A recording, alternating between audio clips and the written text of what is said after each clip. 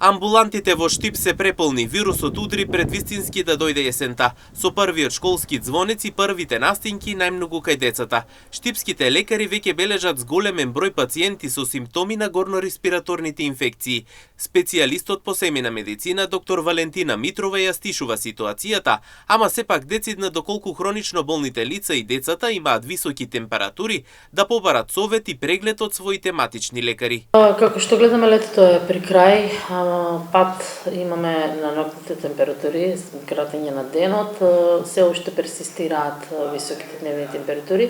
Овие амплитудни разлики придонесуваат до надворешни климатски промени, со тоа што веќе почнува и школската година, колективно значено во затворени простори подолго време.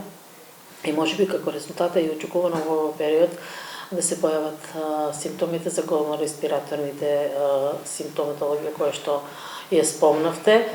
Најчесто околу 90% предизвикувачи на овие симптоматологии, што е во овој есенски период, се вируси и не треба да има загриженост. Се лекуваат симптоматски, сумирување, течности. Кај оние што имаат хронични заболувања и кои што симптомите персистираат со високи температури и помалите деца, секако да побарат совет и преглед од страна на својот матичен лекар за да се постави точната дијагноза. Многу често се јавуваат и пациенти кои што од високи температури дополнително добиваат и грчеви, потенцираат лекарите.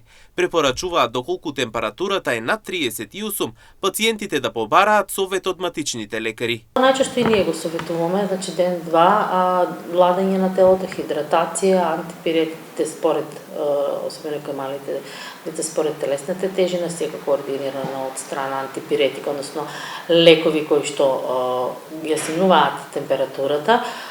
Меѓутоа имаме и ситуации кај што високата температура, секој организам различно реагира, така да може да дојде до појава на, така да кажеме, конвулсивни грчеви, што не би сакала и не би посакала никому од родителот, затоа што се драматични да ги види кај своето дете. Не се страшни, меѓутоа сликата е така маркантна.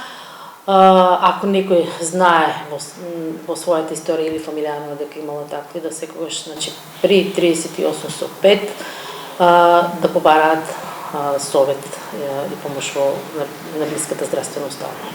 Инаку, според информациите на лекарите, во овој период од годината вирусот се јавува особено кај децата. Покрај во училиштата, периодов и градинките се соочуваат со истиот проблем.